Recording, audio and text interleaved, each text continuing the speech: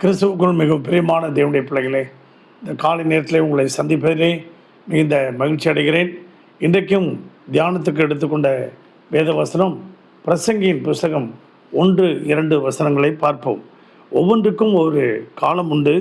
வானத்தின் கீழ் இருக்கிற ஒவ்வொரு காரியத்துக்கும் ஒவ்வொரு சமயம் உண்டு. பிறக்க ஒரு காலம் உண்டு, இறக்க ஒரு காலம் உண்டு, நட ஒரு காலம் உண்டு, நட்டதை பிடுங்க ஒரு காலம் உண்டு அப்படின்னு சொல்லியிருக்கிறார். பிறக்க ஒரு காலம் உண்டு, இறக்க ஒரு காலம் உண்டு. தாயின் வயிற்றிலிருந்து குழந்தையாய் நாம் பிறக்கிறோம். குழந்தை பிறந்த பிறகு வளர வேண்டும், பிள்ளைகளாக வேண்டும், வாலிபர்களாக வேண்டும், திருமண வயது, பிறகு பிள்ளைகளை பெற்றெடுக்கக்கூடிய வயதுன்னு இப்படி ஆண்டவர் நமக்கு வகுத்து வச்சிருக்கிறார். ஒரு மரத்தை நட்டு வைக்கும்போது கூட, ஒரு விதையை விதைக்கும்போது கூட அது மரம் வளருது. அது வளர்ந்து அது பெரிய செடியாகி அது மரமாகி பிறகு பூ பூத்து காய் காய்த்து பெரிய பழங்களை கொடுக்கிறது. இதுதான் தேவன் நமக்கு வைத்திருக்க இயற்கையின் நியதி. அப்படியாக ஜோசப் என்கின்ற ஒரு மனிதனுக்கு திருமணமாகி 20 வருடங்களாக குழந்தை இல்லை. ரொம்ப கண்ணீர் விட்டு கதறி ஜெபித்து கொண்டே இருக்கிறார். ஒரு குழந்தை பிறந்தது. 20 வருடம் கழித்து ஒரு குழந்தை பிறந்தது. அந்த குழந்தைக்கு பென்ஜமின் என்று பெயர் வைத்தார்கள். பென்ஜமின் என்று பெயர் வைத்தவுடனே அவர்களுக்கு ஒரே சந்தோஷமாக இருந்தது. நாட்கள் ஓடின, மாதங்கள் ஓடின, வருஷங்கள் ஓடின. ஆனால் அந்த குழந்தை வளரவே இல்லை. ஆனால் சரீரத்தில் எல்லா அவயவங்களும் நன்றாக இருக்கிறது. அந்த குழந்தை சிரிக்கிறது, அந்த குழந்தை விளையாடுகிறது, எல்லாமே செய்கிறது. தொட்டிலில் படுத்த படுக்கையாக இருக்கிறது, சிரிக்கிறது, அங்கே இங்கும் அசைகிறது. ஆனால் வளர்ச்சி இல்லை. 1 வருடம் ஆயிடுச்சு, வளர்ச்சி இல்லை. பிறகு 30 வருடம் ஆகிவிட்டது, குழந்தை வளரவில்லை.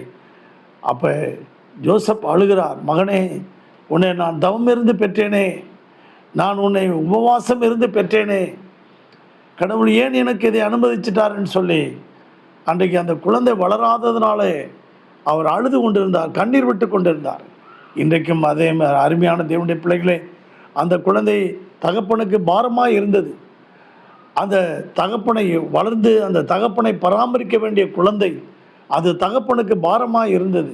அவர் பல கற்பனைகளெல்லாம் வைத்திருந்தார், வளர்த்து வைத்திருந்தார்.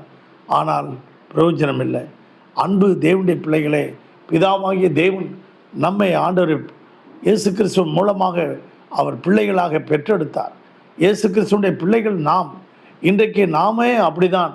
இன்றைக்கு வளராமல் 1 கொரிந்தியரின் புத்தகத்தில் 3ஆம் அதிகாரத்தில் நாம் பார்க்கும்போது, கொரிந்து சபையில் அநேக பிள்ளைகள் எல்லாரும் குழந்தைகளாக இருக்கிறார்கள் என்று போற்றப்பட்டிருக்கிறது. கொரிந்தியர் புத்தகத்தில் பார்க்கும் பொழுது அங்கே நீங்கள் பலனில்லாதவர்களானதால் உங்களுக்கு போஜனம் கொடாமல் பாலை குடிக்க கொடுத்தேன் என்று. அந்த விசுவாசிகள் எல்லாம் குழந்தைகளாக இருக்கிறார்கள், மற்றவர்களே சார்ந்து இருக்கிறார்கள். இன்றைக்கு அந்த பாலை குடித்து கொண்டு இருக்கிறார்கள். புட்டிப்பாலை குடிக்கிறது போல குழந்தைகளாக இருந்து கொண்டு குழந்தைத்தனமான பேச்சு, இன்றைக்கி குழந்தைத்தனமான தன்மைகள். கொஞ்சம் ஏதாவது சொல்லிவிட்டு அந்த குழந்தைங்க அழுன்றீங்களா, அதே மாதிரி அழுகிறாங்க. சோதனையை சகிக்க முடியல, அவங்களால சிக்ஷையை சகிக்க முடியல, துன்பத்தை தாங்க முடியல, கஷ்டத்தை தாங்க முடியல. இன்றைக்கு அப்படிப்பட்ட விசுவாசிகளாக இருக்கிறார்கள். அதே போல தான் எபிரேயருக்கு எழுதின நிருபத்திலையும் அங்கே பவுல் அங்கே எழுதுகிறார். எபிரேயருக்கு எழுதின நிருபத்திலையும் அருமையான தேவனுடைய பிள்ளைகளே, 5ஆம் அதிகாரத்திலே நாம் பார்க்கும்போது அங்கே காலத்தை பார்த்தால் போதுகராக இருக்க வேண்டிய உங்களுக்கு தேவனுடைய மூல உபதேசங்களை இன்னும் நான் போதிக்க வேண்டியதாக இருக்கிறது. நீங்கள் பலமான ஆகாரத்தை அல்ல, பாலை உண்ணத்தக்கதாக குழந்தைகளாக இருக்கிறீர்கள் என்று சொல்லுகிறார். ஆம் பிரியமான தேவனுடைய பிள்ளைகளே, ஆதியாகமத்தின் புத்தகம் 25ஆம் அதிகாரத்திலே அங்கே நாம் பார்க்கிறோம். ஈசாக்குக்கு 2 பிள்ளைகள் பிறக்கிறார்கள். 2 பிள்ளைகளிலே ஒருவன் ஏசா, ஒருவன் யாக்கோபு. ஏசாவினுடைய குணாதிசயங்கள் பாருங்கள்.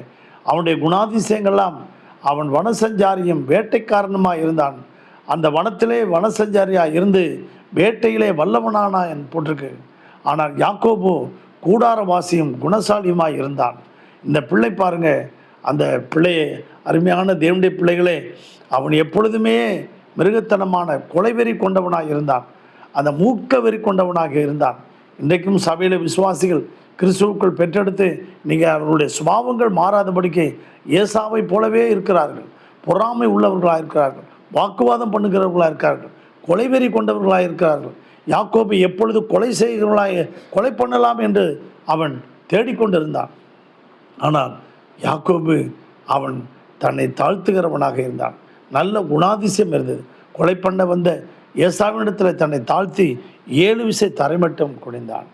பிரியமான தேவனுடைய பிள்ளைகளே, யோவான் சாணகன் அந்த குழந்தையாக இருந்து வளர்ந்து அது ஆவியிலே வளர்ந்து அது தன்னை காண்பிக்கும்படி வனாந்தரத்திலே இருந்தது.